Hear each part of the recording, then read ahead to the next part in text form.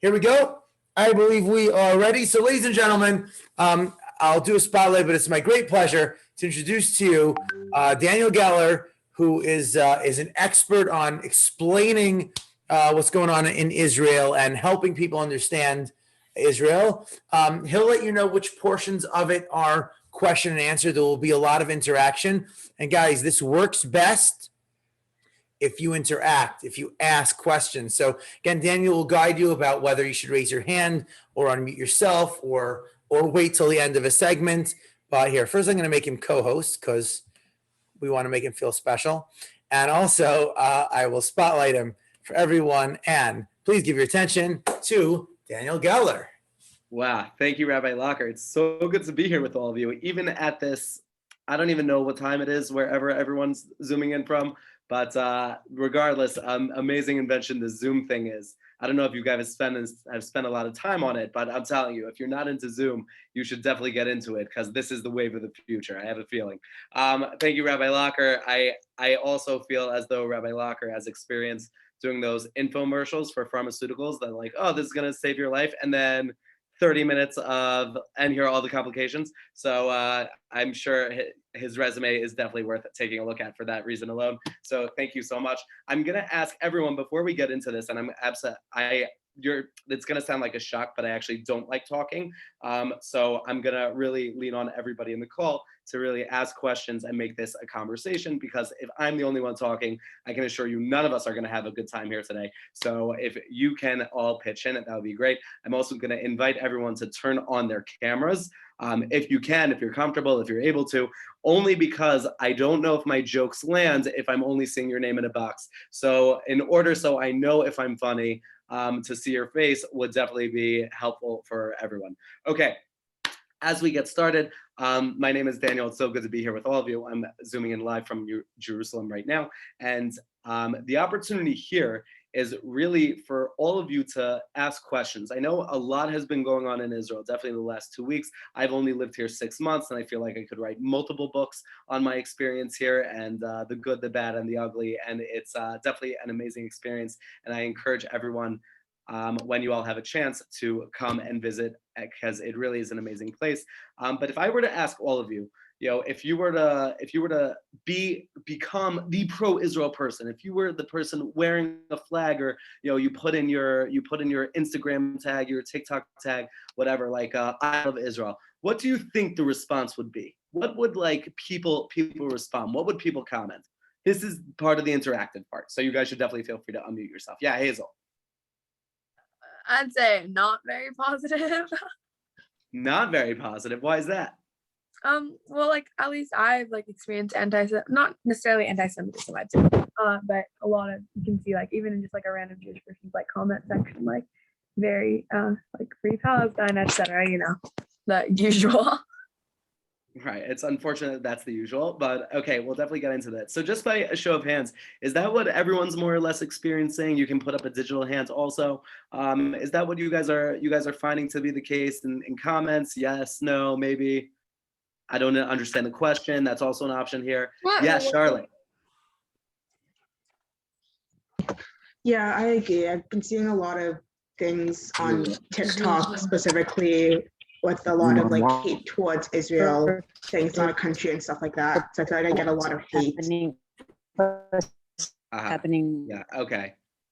Right, so this is what we're going to get into, and how to respond, or what to respond, or even if we're supposed to respond. This is the point of this conversation, which is crazy, because I used to only give this conversation to college students, and then a couple years ago we shifted the conversation to high school students, and now it's crazy that we're having this conversation designed for middle school students. It's at what point are we saying that this is no longer an appropriate conversation? I mean, it was never an appropriate conversation, but now even more so for us to really break the glass a little bit, understand what we're talking about, put it in very clear terms. You don't need to be an expert in this field.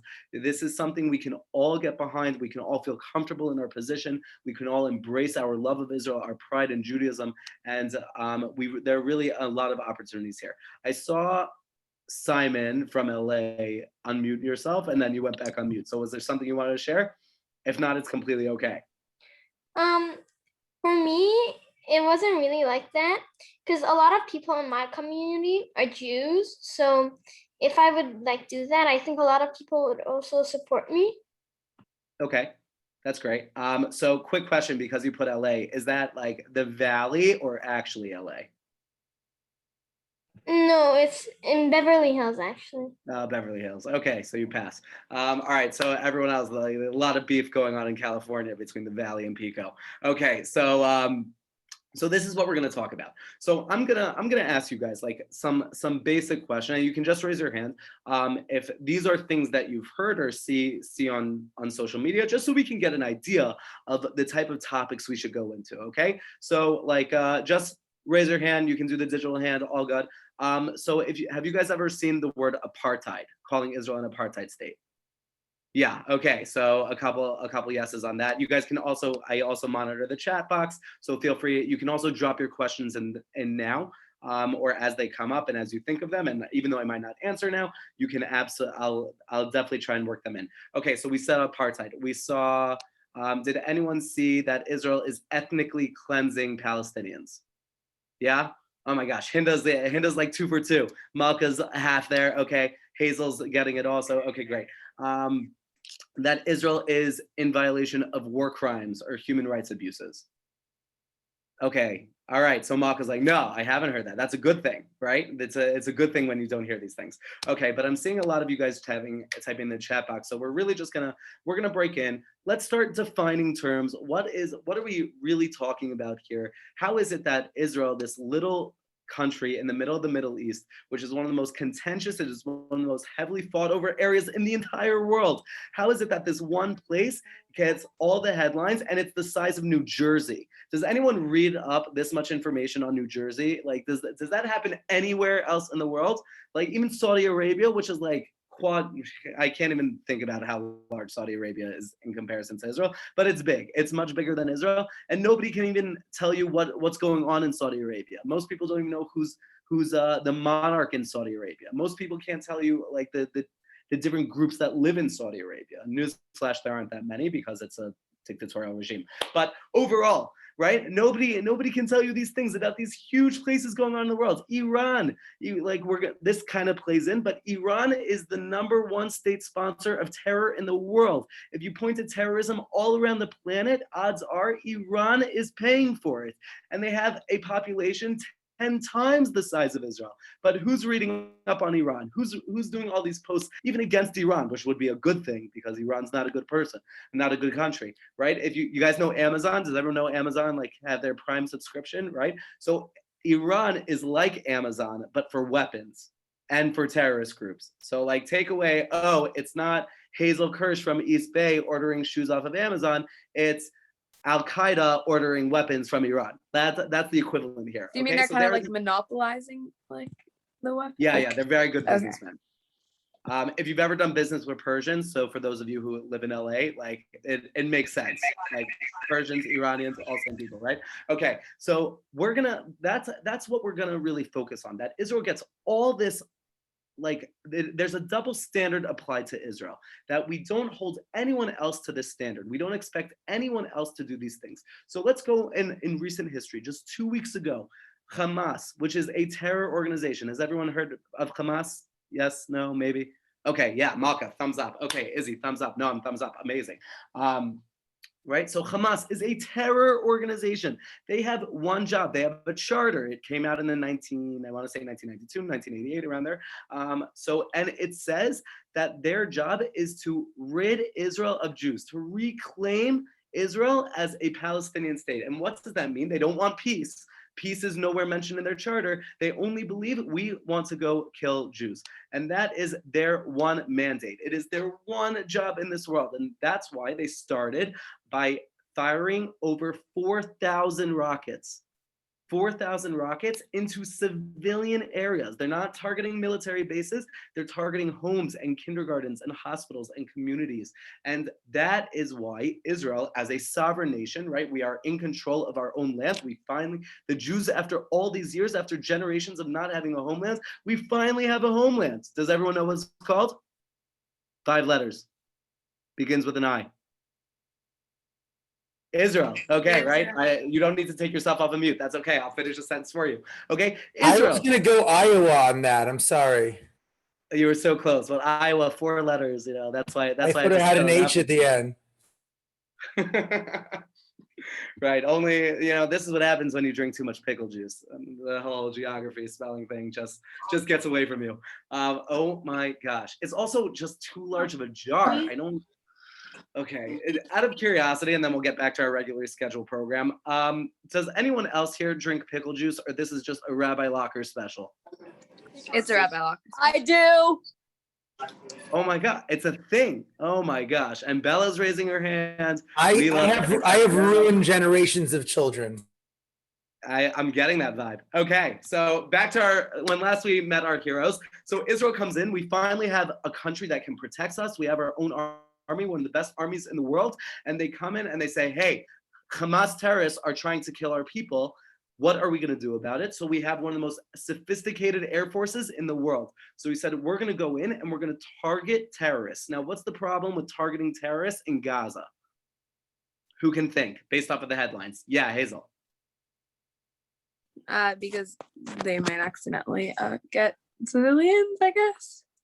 Right, 100, spot on. And right? also, So, I guess because it is in Gaza, then it's definitely going to cause a lot of, tension, or because it is close to a lot of where Palestinians live.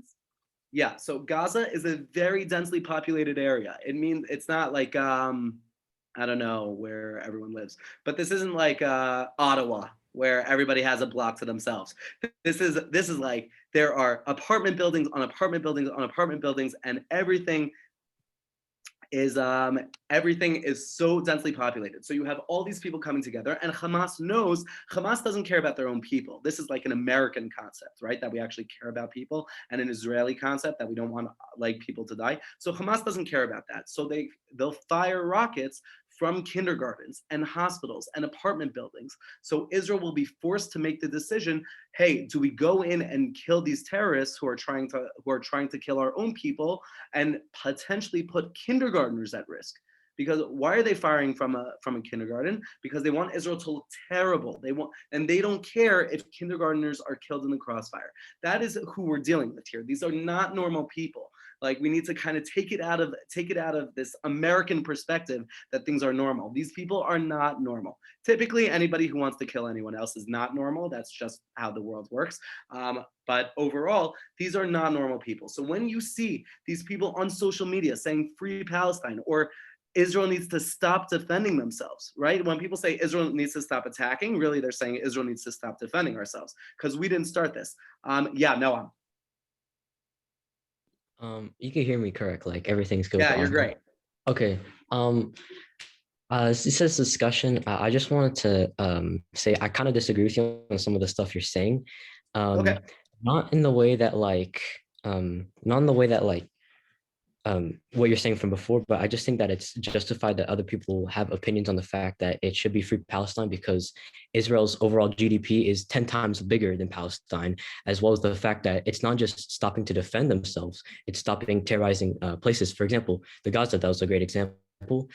There were rockets, like missiles fired from there, obviously, but Israel did shoot a very important place on the most holiest day of Ramadan, on where the Prophet Muhammad was buried in the Quran. So I just want to say that that's like kind of insensitive. It's not like people on social media are saying Israel is like they're not anti-Semitics. They're just saying that they think it's wrong. Well, I disagree. I think Imbalance that sometimes there a is. lot of the people who do say free Palestine are anti-Semitic. I don't think it's like the exact same category, but a lot of the time it overlaps, especially when they like target Jews for the actions of the Israeli government. You guys mind if we can we jump into this? Do you mind if we go a little bit Go deeper for it. here? I'd love to have some rebuttals here, change my opinion. Oh yeah, no, I got you. No worries. That area I'm covered in. By the way, I can play both sides to this. I can play the pro-Palestinian, or I can pro-Palestinian is typically like anti-Israel, or I can play like pro-Israel. We can switch roles at any time. Okay, just let me know. Okay, so I'll tell you, there are a couple things here to keep in mind. I'll agree with Hazel first that most typically people who are pro-Palestinian or pro-human rights or anti-war crimes, all these people who take to the streets, are typically utilizing anti-Semitic tropes as well to represent their opinion. So when over the summer, when Black Lives Matter was really taking to the streets, and there were a lot of anti-Semites or pro-Palestinian and anti-Israel factions within those marches, shuls, like synagogues, were vandalized with the phraseology "Free Palestine." So that has nothing to do with Black Lives Matter. That's number one. But number two, how are you freeing Palestine? How are you being a fighter for Palestine by vandalizing a Jewish house of worship? So that's not all anti-Israel rhetoric, or not all pro-Palestinian rhetoric is by definition anti-Semitism, but they usually cross over that boundary pretty quickly. And that's typically that's generally how these conversations go. So is that clear what I just said to everyone? Because I know it's like it doesn't make sense. It kind of makes sense. But realistically, like people all over the world over the past couple of weeks, in America, just 2 weeks ago, there was an over 400% increase in anti-Semitic incidents during a time when Israel was at war with a terrorist organization. So why are you targeting Jews if your plight is really with Israel? Not every Jew is pro-Israel. That's number one. But overall, it's clearly anti-Semitism. And also, if you're marching for human rights, or if you're marching for the Palestinian people and you care about freedom all over the world, I've never seen the people who march for Palestinians ever march for Syrians, for those in Yemen, for those in Syria, for those in Jordan, for those in Lebanon, for those in the Gaza Strip. Like, I never see them marching for any other issue they claim to care about. Only when Israel's involved do you see these people. And then realistically, we need to, I don't want to interrupt you. You can like finish No, this. no. I can go for hours. So I want you to, it's important you cut me off. Yeah, I just want to sum up what I was going to say real quick. Just for me, I can take that. I want to, like, not in an offensive way, but I want to apply that same logic to you, because all over my feed when I'm on social media and I see pro-Israel things, it's like I see videos and they keep getting reposted, and there's more and more about, well, there's this one speaker in particular who's very popular. I forgot his name, but he's like a professor. He's ex-Palestinian. He said, just like the world united against the Nazis, we need to unite against, like, I think he said Islam, not like Palestine, not Iraq. Okay, As you said, they fund like stuff like that, but Islam as a religion, because they said, I found that super weird. Like, I that's, see that going around, like, but towards Israel, like just as we unite against the Nazis, we unite against Israel. Yeah. mhm. So Just as a general rule of thumb, guys, anyone who ever commits anything to, compares anything to the Holocaust, like, that's a no-go on conversation. You're never, ever gonna find an atrocity in the world that was worse than the Holocaust.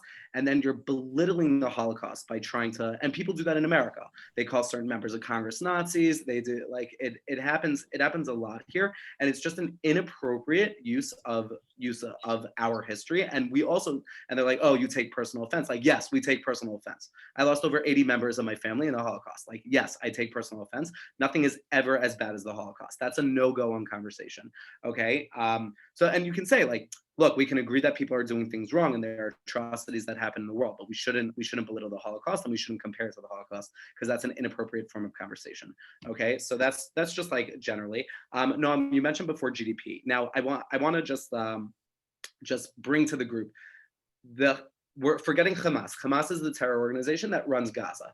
The Palestinian Authority, that's Mahmoud Abbas. They are officially our partners in peace, okay? And I put that in sarcastic quotation marks because you're gonna see in a second. Okay, so Mahmoud Abbas leads the Palestinian Authority. He is now in his 16th year of his first 4-year term, okay? So he hasn't fully accepted democracy. He's not one of these guys. Israel, on the flip side, has had 4 elections in 2 years. So you would say we're complete opposites. Okay, so Mahmoud Abbas has a policy in his government. So when you think the Palestinian Authority, you think Ramallah, Jericho, Damascus, all these areas, okay? So the Palestinian Authority, Mahmoud Abbas has a law called pay to slay, in which he allocates money for terrorists to kill Jews. Okay, and now Mahmoud Abbas is a very smart guy. He has his PhD, and we're going to get to that in a second. But you can call him Dr. Mahmoud Abbas, and he tells the world, it's not terrorist payments, it's welfare. Just like America has welfare, Canada has welfare. What's the difference here? The number, it's on a sliding scale. The more Jews you kill, the more money you make. Okay, so how much last year do you think that the Palestinian Authority paid terrorists to kill Jews? Just throw out a number. 6,000. $6,000. Yeah. Okay, $6,000. Okay. Anyone else? No, you got. There is a wrong answer, but like we'll play for all intents and purposes. There's no wrong answer. 50,000. $50,000. Okay, $50,000 to million? pay terrorists to kill Jews. Okay, I'd anyone say else? more. I'm not sure the exact. Over 1 million? Over 1 million. Okay. Yeah, actually, I think like 5 million. Okay, okay, all good guesses, but I'm sorry to say, and I wish you guys were right, but it's last year the Palestinian Authority paid $157 million for terrorists to kill Jews. Okay, so Noam, you brought up their GDP, and this was also Israel caught a lot of flack a couple months ago because we weren't supplying vaccines to Palestinians. At which point our government said, if they didn't spend all their money on terror, then they could afford vaccines. Vaccines aren't cheap, but if you imagine how many vaccines you could get if you didn't pay for terrorism. Wow, crazy concept. Okay, so these are the conversations we're having. So everyone likes to take things out of context. So my job when I speak to groups like yours all over the world is to put things back into context. Yeah, Noam. So I want to say that I think that 157 million is obviously a lot. And I think that you're right on that point that you're making, that they're supplying terrorism. But at the same time, from what I remember, just like a few weeks ago, Israel made over 100 billion in GDP, and Palestine made less than 10 billion, which is like it's a pretty big difference compared to 157 million, seeing as even 1 billion is enough to change like a whole country's. Wow. Yeah. So Okay. I think that you're right on that, but it's saying like 157 million compared to even 1 billion is like a huge number gap. Okay, yeah, those are very different numbers. I have a solution for you. You ready? Okay, so 2 years ago, the United States offered the Palestinian Authority the deal of a lifetime, right? They said, if you come to the table, we're going to start making peace in the region. If you come to the table, the Trump administration believed firmly that the way to peace is through economic prosperity. How is it that, like you're saying, if they had a better GDP, if they had a more stimulated economy, everybody with me so far? Like, if you're not following, you guys should definitely cut me off. Okay, everybody? Okay, great. So the Trump administration went to the Palestinian Authority and said, we're prepared to give your economy. Okay, let's play this game again. How much money was the Trump administration ready to give the Palestinians for an amazing 150 million. What? 200 million. 200 million. Okay, Simon says 200 million. Anyone else? You guys are lowballing it. Go a little bit higher. There's no like worst comes to worst. You're off by a couple hundred million. I think it was in the billions, if I'm not wrong. Okay, Noam thinks it was in the billions. Noam's correct. 4 billion. Okay, $50 billion. The United States, along with our international partners, countries around the world, said we are prepared to put money into exactly what Noam's saying, into the Palestinian economy. How crazy, the entire world actually coming together and agreeing on something. That almost never happens, okay? And what did the Palestinian Authority say? No. Not only did they say no, and the opportunity to build better roads and railways and commerce centers and business buildings and everything that a thriving economy can use and need. Not only did they say no, the American government hosted a conference about it in Bahrain, inviting all of our international partners and inviting the Palestinian Authority. So not only did the Palestinian Authority say no, and they didn't even go to the conference to learn about it, they jailed every Palestinian businessman who went and tried to figure out how they could get part of this money for negotiating with the West. So putting things back into perspective, right? That's my job here. Putting things into perspective. These are not partners in peace. And you guys remember what I said, that Mahmoud Abbas has his PhD right? He's a doctor. If you're going to be the leader of a people, what would you get your doctorate in? What would you write your thesis in? What would you get your PhD in? You guys can put it in the chat box if you don't want to unmute. Pickling. Political science. Probably not pickles. Government. Rabbi Locker would get a PhD in pickles. Okay, were you guys ready? His PhD is in Holocaust denial. Mahmoud Abbas, our partner in peace, has a doctorate. He wrote his thesis that the Holocaust was an over-exaggeration. And not only was it an over-exaggeration, but it was also a plot put together by the Jews so they can get sympathy from the world and take over Israel and push Palestinians out. That is his PhD. Mind you, this is the person we sit down at the table with. We say, how are we making peace with this guy? How crazy. So when you see on social media, you see all these lies about Israel because the Palestinians, Mahmoud Abbas in particular, and Hamas have realized it is so much easier to spread lies than to fight truth. It is so much easier for us to just spread lies about Israel and say that they're targeting civilians and say that they're bombarding Gaza, that they're carpet bombing Gaza, so much so that Israeli military procedure, more than any other country, you guys get, he got his PhD in like Moscow University or Ukrainian University, one of those. But the Israeli protocol, when we're about to bomb a building in Gaza, we do three things first. Number one, we drop what's called a knocker. It's like a dud. It's a bomb that has no explosive component. So they drop it on the building and it makes a very loud noise that lets people know that this area is about to be targeted, that they should leave. And we drop pamphlets, these pieces of paper that are written in Arabic that say, we're about to bomb this area, you should leave. And then we call everyone in the area using geographic technology. And we say, we are about to bomb this area, you should leave. These are all things we do before we bomb. No other country in the world tells their enemy they're coming. And yet Israel, on social media, in mainstream news organizations, was called the demon of the Middle East. That we are, in Iran, you guys should know, Iran is a horrible place. You should never go there. You're probably never going to be welcome there anyways. But in Iran, they call Israel the little Satan. And who do they call the big Satan? America. U.S. Oh. Yeah, they're not Canada. They're something. They just don't care enough about Canada. Who go figure. But you guys understand who we're dealing with here. So when people are saying free Palestine on social media, what are they saying? Have you guys ever heard this? From the river to the sea. What's the rest of the line go? Let Palestine be free. Wow, let Palestine be free. What does that mean? Has anyone ever thought about what that means?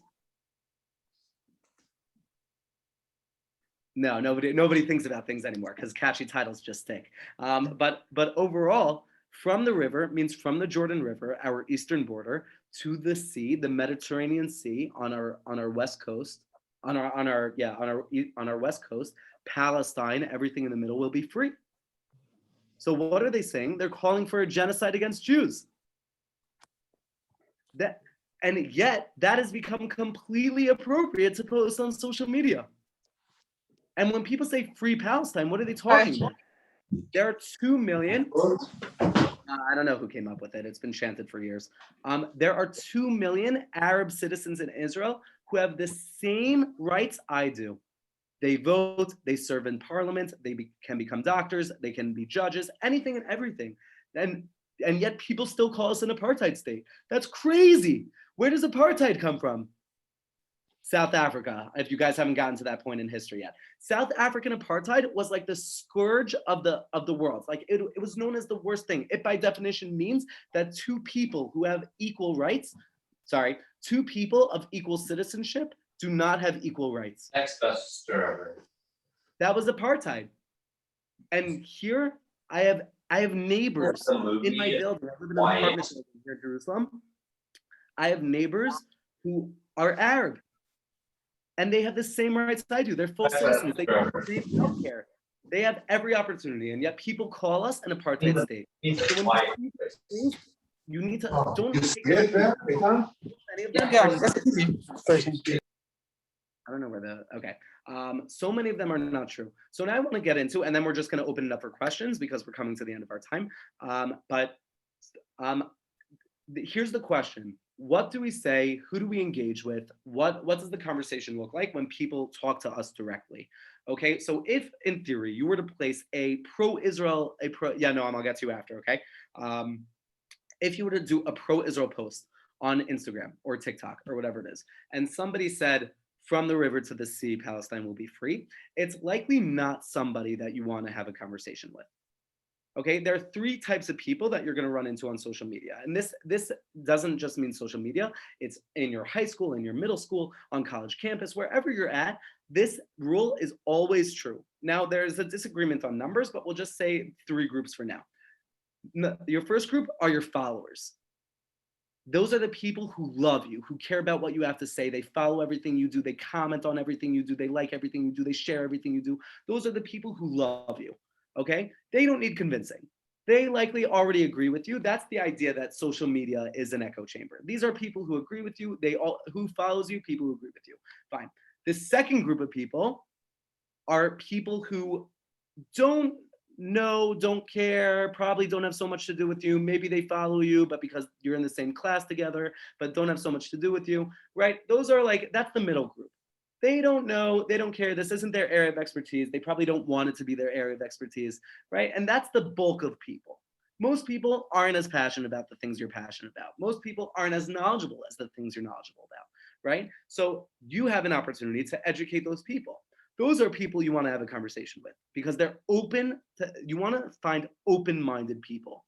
It's very difficult to find in America today. Most people in America already have their minds made up. How is it possible? I'm still learning, and I've been learning about this topic for a decade. But that's the second group. Third group is the most obvious, and these are people who hate you. It's not that they hate what you're talking about. They hate you. It's not, I get death threats all the time on my social media, and I don't know why, because these people don't know me. Like, it's like a pretty big leap to want to kill somebody because you saw something they wrote on Instagram. Like, that's crazy. Those are people who are not normal, right? So death threats, you should report immediately and let somebody in your family know, let your school know, especially if it's somebody in your school who's bullying you on social media. You guys should never feel that you're a victim, that you can't do anything. Anytime somebody says something that angers you, that upsets you, that you need to bring that to someone's attention. It can be Rabbi Locker. Please bring it to your parents, to your school administration, to your teachers. It's so important because if it's happening on social media, it's probably happening in person as well. So that's something you guys should all be aware of. And anyone who's that passionate about hating the things you post, you should just block. There's no value to getting into a conversation with them. You're not going to change their mind. You're just going to waste their time. And it's just not worth your time. So, but if somebody came up to you and said, hey, I heard Israel is doing X, Y, and Z, or I hear this is something that's happening. And even if you don't know the answer, you guys can say, hey, that's a great question. I would love to learn that answer with you. And you can go to Rabbi Locker. You can come to myself. I'm always available. As I imagine most people are on social media. This is my Instagram. People message me all day. You guys do not hesitate. You can always reach out, and I'm happy to answer any questions. But in general, you don't need to fight every fight. That's okay. It's okay to not be an expert. And lastly, I'll just say, it's okay to not know. Like it's perfect in America. Like this is a lost concept. Like everybody has to have an opinion on everything. I don't know what it's like in Canada, but overall, like it's okay to not have an opinion on certain things or to not have a background in certain things, and to be able to share certain truths that Israel has always been committed to peace. Israel has offered peace more times than any other notion in Middle Eastern history, and the Palestinians have said no every time. This is a universal fact. Okay, so calling Israel a warmongering state probably isn't the best characterization. Okay, with that, I can go for hours and hours, but I want to hear your questions. I've been speaking way too long. Guys, let's hear it. Noam, I know you had your hand up before. Go for it. I want to make it kind of brief, but just something I wanted to say really quickly. It's not like too important. It's kind of going back a little bit, but you said a while ago that it's people are treating like this kind of like a trend for free Palestine, but I think that people also treat other conflicts like a trend, especially with Israel, because there's in France especially, there's been a lot of anti-Semitism for years and years and years, and no one really talks about it. Not a lot of people even know about it. People are like, okay, I'm fine. Like I'm in France. Who's gonna bully me because I'm a Jew in France? But there's a lot of anti-Semitism in there, and I think that there's not been a lot of like education on that, especially in the Jewish communities. Um, so I think that it's not only about free Palestine being like kind of treated like a trend. It's also about other places like Israel, where there's not like a lot of talk about certain issues that are there. Right. Great point. By the way, at any given point, there are 3,000 groups, around anywhere from 2,000 to 3,000 groups of people in the world who claim that a certain land is theirs, and that they were illegally kicked out of it. But mind you, Native Americans in America, Afghanistan, there's no such thing as an Afghani. They're just like anywhere from 14 to 30 different tribes that are very well armed, that kind of control the area. So like this is not unique to Israel, you know. But in I'll give you guys like the double standard we were talking about before in Spain, right? Spain's like that little island right next to Portugal. So Spain, there's a separatist group called the Catalonians who believe that they want to be like separate from Spain. They believe a certain area is their own land, and the Spanish government put them all in prison. Okay, has anyone heard about this in the mainstream media? This happened a couple years ago, but like, does anyone even know what a Catalonia stands for? Right. Okay. No, because there's always like only if Israel's involved do people care. So that's anti-Semitism. And by the way, no, anti-Semitism in France is skyrocketed over the past really decade. And a lot of Jews are leaving France because they don't find it safe anymore. So Daniel, yeah. if I can interrupt for a second, I used to have a dog and a cat. I got rid of the dog, and now my cat is Alonia.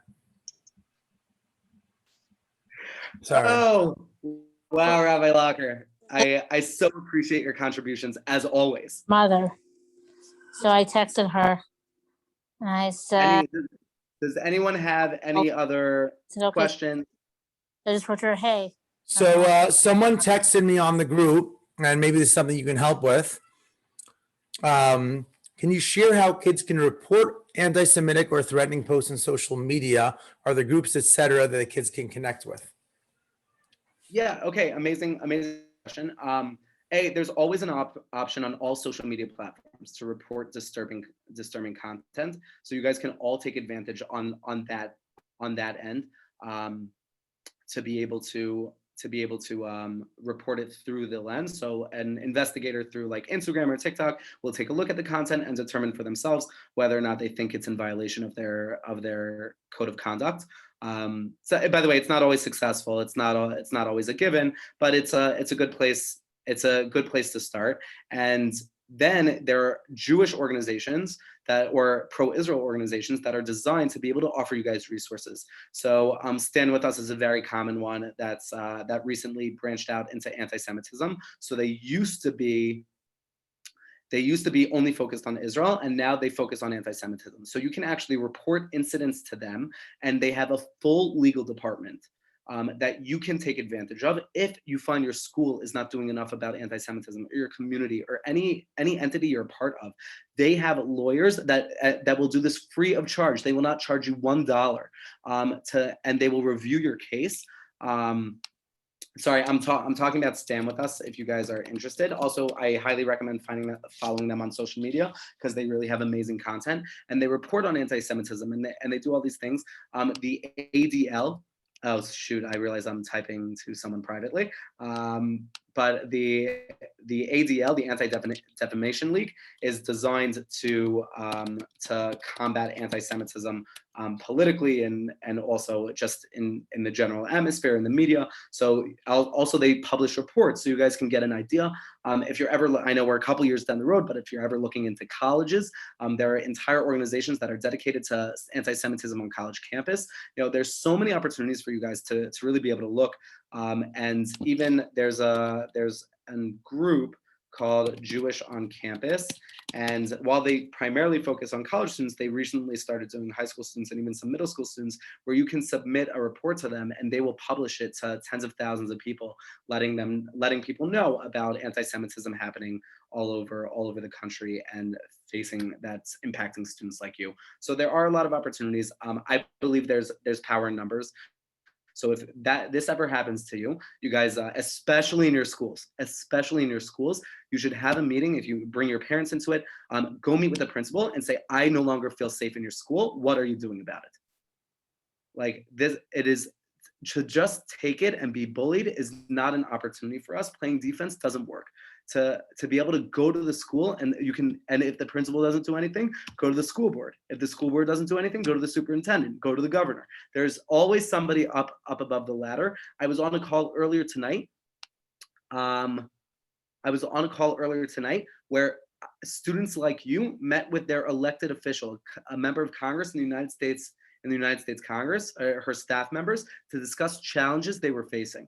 It is something you guys can all do. It is not difficult. I'm happy to teach you guys how to go about that process, but never just sit down and take it. Like if you're being targeted, if you're not feeling safe, speak out, get your community behind you. The community is prepared to stand behind you, and know that that's always an opportunity for you. Yeah, Noah. All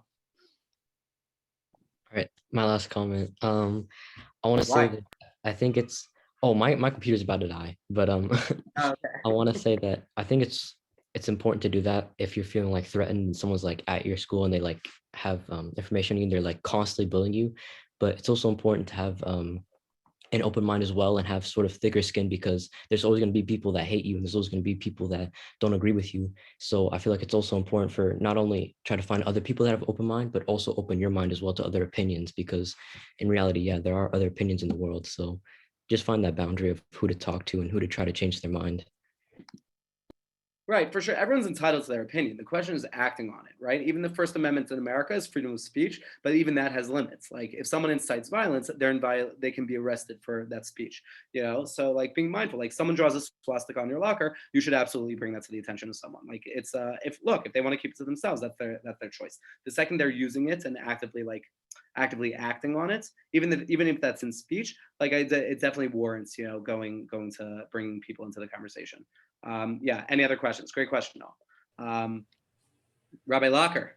Yeah, so I think one of the things I'm hearing a lot from students that people ask them, and one of the things people are attacking the current situation with, is there seems to be an imbalance. Like if Israel's the good guys and Hamas is the bad guys, how come there are so many Palestinians who have died in the conflict and not so many Israelis have died in the conflict? That seems like Israel is being extra violent. So how should a student respond to that? Wow, it's a great question. And this is something we didn't just see on social media. We saw in mainstream media outlets, in the BBC and CNN and MSNBC. They all brought this talking point that over 200 Palestinians were killed in Gaza and only 12 Israelis, only 12. By the way, you guys should know I live in Israel, I'm Israeli. And whenever one person dies here, the entire country mourns. Like we all know their name, their family, where they live, how many siblings they have. Like it's a very traumatic experience for us. Even the 12 seems like such a small number. And then even more so, we have this conversation happening where people say only 12 Israelis died. So we have this word in Hebrew called lashon, right? That you pay attention to people's language, how they speak. Only 12 Israelis sounds like they're upset more Israelis weren't killed. Like this would only be okay if 200 Israelis were killed and 200 Gazans were killed. Then it would be okay. Then this wouldn't be a conversation. So here's the response. You guys ready? It's twofold. Number one, Israel does everything in its power to protect its civilians. We're having this conversation now from a bomb shelter. I live in a bomb shelter. Okay, this room is entirely fortified. This is concrete. Okay, so every house, every building has a bomb shelter in it. So we invest in our infrastructure to ensure that people have a safe place to go. Sderot, which is a city in the south that borders Gaza, which has been on the receiving end of over 10,000 rockets, has more bomb shelters per capita than anywhere else in the world. Okay, so it's not much like is it a bomb shelter? So the only thing about bomb shelter is that it doesn't, can we see it? It's like a room, like any other room. It's just heavily fortified. So that window has steel on the outside, so it's completely closed off. And this is a filtration system. There's no ventilation in these rooms because of a potential gas attack. So if we were to be hit with a gas agent, then people would come here and the room completely seals off. So, but other than that, it's a completely functional room. It just doesn't have air conditioning. So Israel does everything it can. And Iron Dome, are you guys familiar with the Iron Dome defense system? Is that something that sounds familiar? So the Iron Dome is a defensive technology that was developed because the United States funded the development of it. And it's manufactured here in Israel. We have about 10 of them, close to. A Hamas rocket, a regular Grad rocket, costs anywhere from a couple $100 to maybe $1,000, $1,500. Okay, there's something you can put together in your basement. It just takes a steel tube, some concrete, some gunpowder, whatever. Not so important. But this is something, if you guys all Googled, you would be able to do. And they're relatively inexpensive. The average price for an Iron Dome interceptor is $40,000. So for 4,000 rockets, now the Iron Dome's incredibly sophisticated, but for 4,000 rockets, the Israeli government would have to be prepared to spend $160 million to protect its citizens. Okay, so Israel is prepared and does everything it can to protect its civilians. Hamas, now here's what the other side of the coin. Hamas fires from densely populated civilian areas.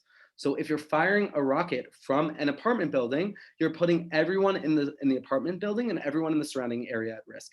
And over 500 rockets from Hamas that were fired from a terrorist organization landed in Gaza, killing their own people. So these are things that people aren't paying attention to.